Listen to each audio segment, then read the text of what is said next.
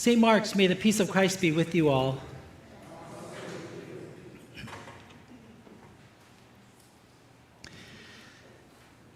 The 33rd Summer Olympic Games is set to begin this coming Friday in Paris, France. And from the United States of America, there are many athletes who are considered medal favorites. For example, this first picture, this is Simone Biles. The picture is there. Her event is gymnastics, as you can tell from the picture. She is one of our hopefuls, and gymnastic fans all over the world are eager to watch, especially since she pulled out of the 2020 Games in Tokyo. This next picture is Olympian Katie Ledecky. She is a swimmer. She is already one of the most decorated swimmers in history, hoping to add to her medal count. This next picture is Sha'Carri Richardson. She competes in track and field, and she claims to be the fastest woman in the world. And lastly, this is Victor Montalvo. He is competing in an event called breaking. Victor started breakdancing at the age of 6. This is a new event this year in the Paris Olympics. And his famous signature move is called the Super Montalvo. That's just 4 of the many Olympic athletes to watch this year. And with Team USA sending more than 590 athletes to this year's Summer Games in Paris, we have a really good shot at bringing home a lot of medals. Just for fun, Mike, if you could put up this next picture, it's just meant to be there for the background, but want to ask the congregation, can you tell me the names of other famous Olympic athletes than the ones I just named, or even others that are on this picture or not? Doesn't matter what country they're from, doesn't matter what sports, what event they compete in, or doesn't matter if they medaled or not. Just go ahead and shout out the names of famous Olympians, past and present. Mark Spitz.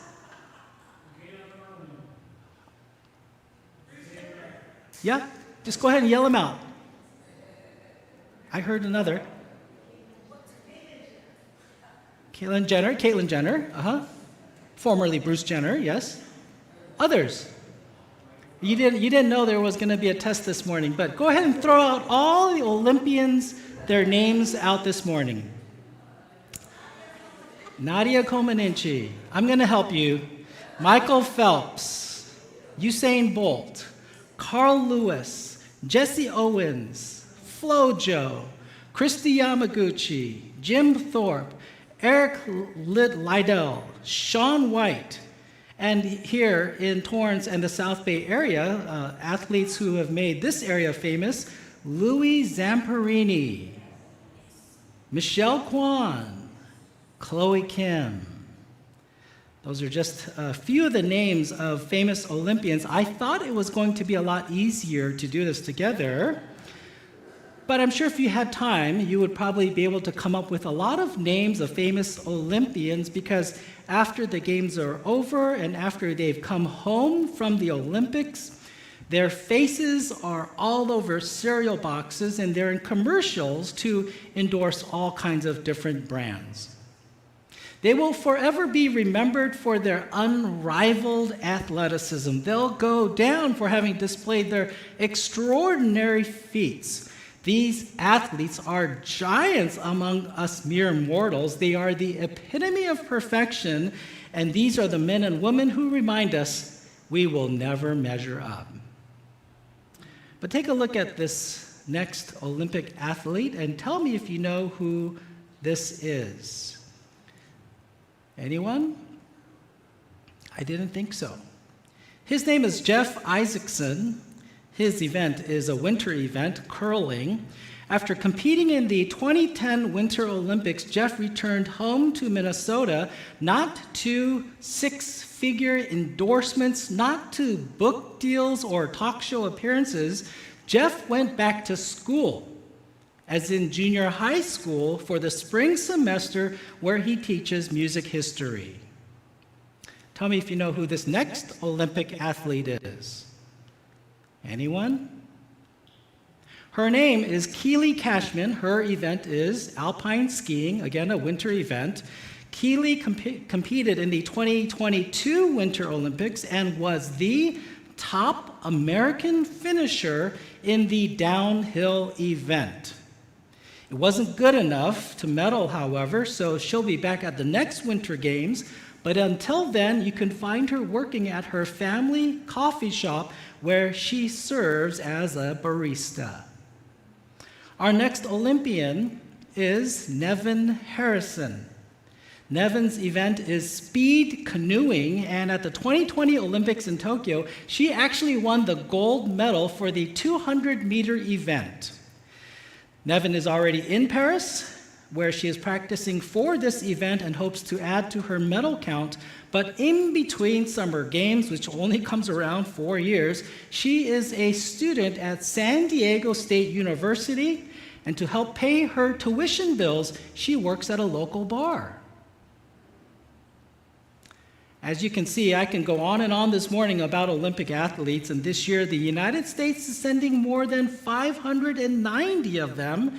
And while there are obviously the ones who are famous and well-known, the ones whom we all know their names, there are also the ones who are far less known and not so famous. And if you ran into them on the street, you wouldn't even know that they were Olympic athletes. These athletes are everyday, ordinary people just like you and me. When they're not in uniform, when they're not competing, they're just like everybody else. They are bank tellers, restaurant managers, they are substitute teachers, they are accountants, handymen, they scoop ice cream for a living. They are students, they are teachers, they are salesmen, they are saleswomen, they are doctors, nurses, dentists, they are priests, monks, and even ordained ministers. How ordinary can you get? They have 9-to-5 jobs. They shop for their own groceries. They run errands every single day. And just like the rest of us, they all have to wait in line everywhere they go. Sure. Some Olympians have gained celebrity status, but those are the few exceptions. The vast majority of them are regular, ordinary folks, just like you and me. Welcome to St. Mark's.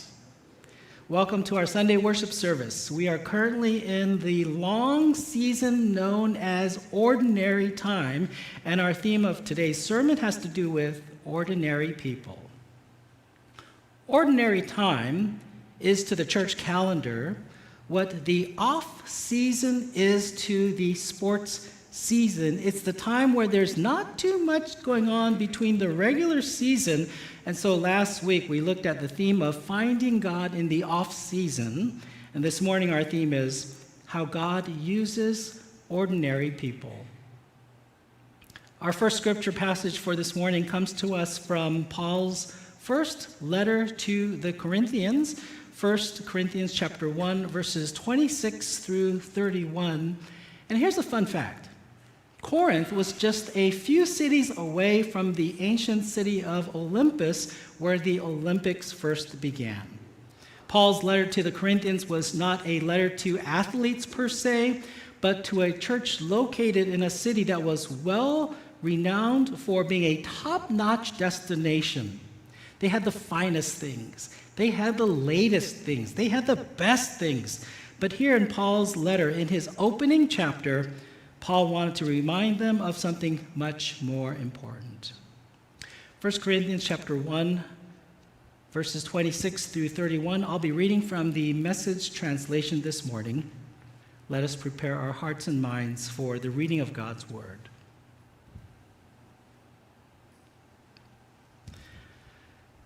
Take a good look, friends, at who you were when you got called into this life. I don't see many of the brightest and the best among you, not many influential, not many from high society families. Isn't it obvious that God deliberately chose men and women that the culture overlooks and exploits and abuses, chose these nobodies to expose the hollow pretensions of the somebodies?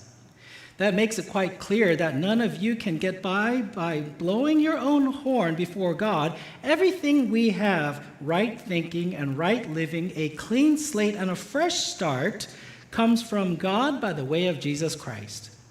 That's why we have the saying, if you're going to blow a horn, blow a trumpet for God.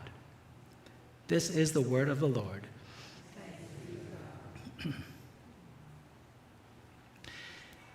You have to wonder what Paul saw in the Corinthians that made him write what he wrote in his opening chapter to the church. What made Paul want to pull down their noses? What made Paul want to topple their pedestals? What made him prescribe a huge dose of humility? I don't see many of the brightest and the best among you, not many influential, not many from high society families, or in the NIV, not many of you were wise by human standards, not many were influential, not many of noble birth. You're just ordinary people, Paul said to them. You're plain and simple. You're not Neiman Marcus. You're not Gucci or Louis Vuitton. You're Costco's Kirkland brand. You're not chocolate chip ice cream. You're not even Rocky Road. You're just plain old vanilla. In other words, Paul was saying to the Corinthians, y'all just ordinary. Paul wanted to inject a huge dose of humility into the Corinthian church. Paul wanted to put them in their place because their overinflated egos were getting in the way. And so by telling the church that they were just ordinary people, he was hoping that they would finally come to see just how extraordinary God was. God chose the foolish things of the world to shame the wise. God chose the weak things of the world to shame the strong. God chose the lowly things of the world and the despised things and the things that are not to nullify the things that are, so that no one may boast before him. Or as the Message version put it, God chose the nobodies to expose the hollow pretensions of the somebodies. Elder Roxanne brought to my attention earlier this week, back in 2012, there was a high school teacher by the name of David McCulloch Jr. He had the honor of giving the graduation speech at the school where he was teaching. It was a graduation speech to the Wellesley High School seniors located in Wellesley, Massachusetts. Do we have a picture of him? Here's the one best picture of him delivering that speech. You would think that his graduation speech to the senior class would have touched on the student body's accomplishments that past year, or that his speech would have inspired them to go on from high school and go do bigger and greater things, right? Rather, McCulloch's speech would go on to become famous for 3 words he said in that speech. You're not special. That was also the title of his graduation speech. To the entire graduating senior class of this well-known high school, that was his message. McCulloch's point wasn't to be mean-spirited, however, or to put the graduating class down, but to tell them, everybody's special, so nobody's special. And that out in the real world, you have to do more than get straight A's or sing in the choir or be on a varsity team, because everyone else in high school does that. So go out in the world and do something really special. Well, the Apostle Paul's letter to the church in Corinth might have sounded very similar, at least on the surface, but instead of saying, you're not special, Paul said, you're ordinary. And that was because Paul wanted them to know that in our very ordinariness, that displays God's extraordinariness. A great example of this can be found in the Old Testament in the life example of Moses. When God was looking for the one individual to represent Team Jehovah and to send to Egypt to liberate the Israelites, there were no tryouts. There were no qualifying events to see who was the fastest or the strongest. It was just Moses, the sole representative for God. Back in 2016, when the Summer Olympics were held in Rio de Janeiro in Brazil, the small island nation of Tuvalu sent their team also to compete. Let me show you a picture of their entire team. It consisted of just one athlete. That's him carrying the flag. His name is Edamoni Timuani, and his event was the 100-meter dash. Just one athlete from the small island nation of Tuvalu up against all the powerful countries of the world. Needless to say, but I'll say it, Edamoni ran in the qualifying rounds, but his time was so slow that he didn't advance to the next round and was eliminated from competition. This is who God was sending to Egypt to compete against the powerhouses, to go up against Pharaoh. But for Moses, it wasn't that he ran slow, but he spoke slow. The words just didn't jump out of his mouth. In other words, Moses was ordinary. There's an interesting story about Moses. After trying to back out, after trying to convince God to send someone else in his place, after saying to God, "What if they do not believe me or listen to me or say, 'The Lord did not appear to you'?" God replied to Moses, "What is that in your hand?" "A staff," Moses replied. Then God said, "Throw it on the ground." When Moses threw it on the ground, it became a snake, and he ran from it. Then God said to him, "Reach out your hand and take it by the tail." So Moses reached out and took hold of the staff of the snake, and it turned back into a staff. "This," said the Lord, "is so that they may believe the Lord, the God of their fathers, the God of Abraham, the God of Isaac, and the God of Jacob. He has appeared to you."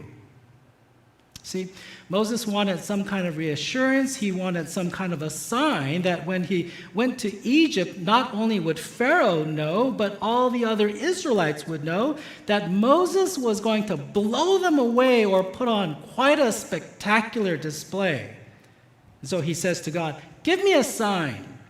Give me some sort of ability. Give me some kind of extraordinary talent that when they see me, when they hear me, they will know what team I am on." But instead of giving Moses some kind of superhuman strength, God asked Moses, "What's that in your hand?" What was in Moses' hand? It was a staff. Maybe a shepherd's staff. Maybe his walking stick. Whatever it was, one thing it wasn't, however, was something exceptional or something ornate. It wasn't made of special wood imported from the forests of Lebanon. It wasn't crafted by specialists trained or Babylonian engineers. It wasn't infused with special oils. There were no secret mantras or words inscribed into the handle. It was a plain old stick, the one he used every day. But guess what? When Moses threw that ordinary staff onto the ground, it turned into a snake. And when he lifted that staff up in the air, God did amazing things. With that ordinary stick, Moses would part the Red Sea. With that ordinary stick, Moses would strike a rock and water would come gushing out. In fact, 8 of the 10 miracles that Moses performed before Pharaoh were done with an ordinary stick. An ordinary stick that wasn't a family heirloom passed down for generations. An ordinary stick that wasn't forged out of a holy tree.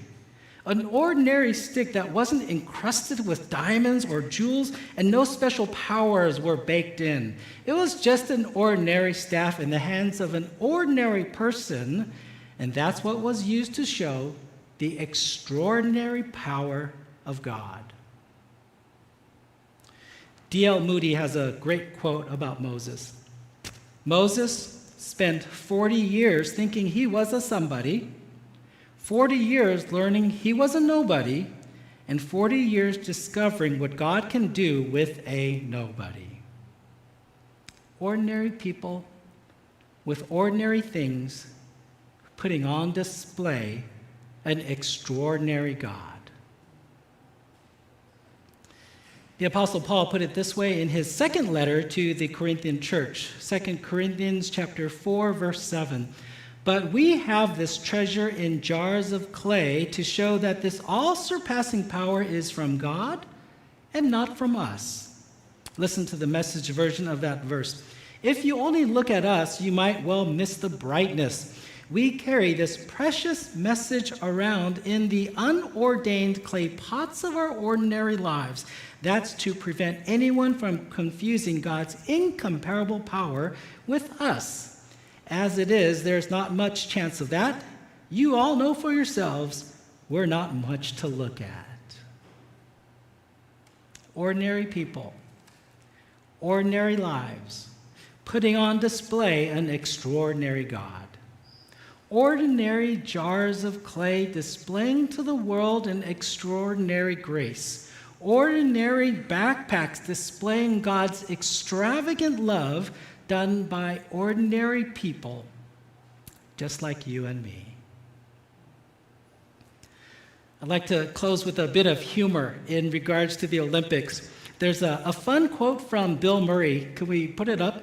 Let me read it for you. He says, "Every Olympic event should include one average person competing for reference." A similar quote from Kelsey McKinney. She writes, I am yet again asking the Olympics to simply let a regular non-athlete person do the event first so I could understand how good these people are.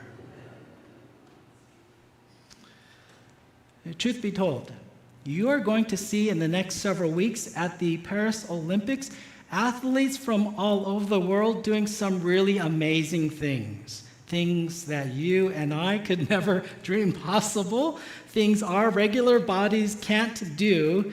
Things that ordinary people cannot achieve. As you go from this place and out into the world, as you go from this Sunday worship back to your everyday, ordinary lives and schedules, may the same thing be said of you and about the way you follow Christ and about the way you worship God, that in our ordinary lives others might see our extraordinary God. And all God's people said,